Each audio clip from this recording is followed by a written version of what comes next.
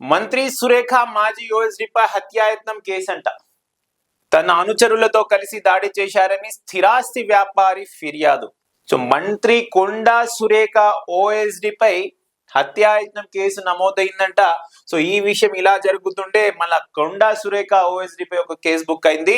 తన అనుచరులతో మంత్రి కొండా సురేఖ మాజీ ఓఎస్డి సుమంత్ దాడికి పాల్పడ్డారని హైదరాబాద్ కు చెందిన స్థిరాస్తి రియల్ ఎస్టేట్ వ్యాపారి అనుకోవచ్చు హరికృష్ణ గురువారం మేడిపల్లి పోలీసులకు ఫిర్యాదు చేశారు. వారు హత్యాయత్నం కేసు 0 ఎఫ్ఐఆర్ నమోదు చేసి జూబ్లీహిల్స్ పోలీస్ స్టేషన్ కు బదిలీ చేశారు.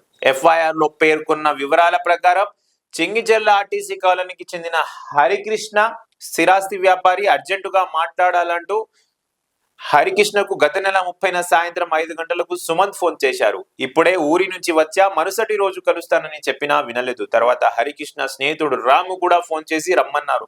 దీంతో బాధితుడు తన స్నేహితుడు కిరణ్ తో అదే రోజు రాత్రి 9:45 జూబ్లీహిల్స్ చెక్ పోస్ట్ సమీపంలో రాము కార్యాలయానికి వెళ్లారు.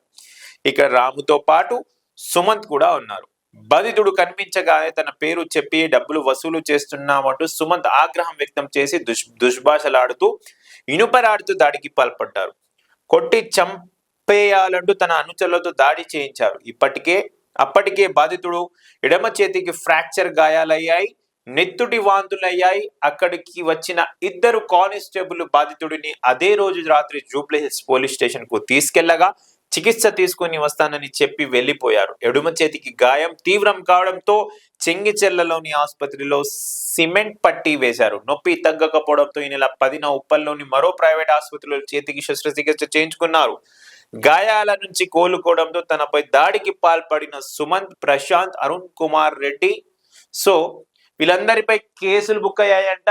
ఒకవైపు మంత్రి సురేఖ గారు, కొండా సురేఖ గారు ముఖ్యమంత్రి రేవంత్ రెడ్డి ప్రోగ్రాం హాజరు కాకపోవడం, ముఖ్యమంత్రి అక్కడ కొన్ని వ్యాఖ్యలు చేయడం, ఆ తర్వాత మంత్రి కొండా సురేఖ కూతురు సుష్మిత ముఖ్యమంత్రి రేవంత్ రెడ్డి గారిపై వ్యాఖ్యలు చేయడం, ఆ తర్వాత ఇప్పుడు ఇలా ఉంటే ఈ సీను మళ్ళా మారి మంత్రి కొండా సురేఖ ఓఎస్డి సుమంత్ పై జూబ్లీహిల్స్ పోలీస్ స్టేషన్ లో ఎఫ్ఐఆర్ కావడం, వేరే పోలీస్ స్టేషన్ లో కేసు బుక్ అయి మేడిపల్లి పోలీసులకు ఫిర్యాదు చేసి అక్కడి నుంచి 0 ఎఫ్ఐఆర్ చేసి జూబ్లీహిల్స్ కు బదిలీ చేశారు కేసు.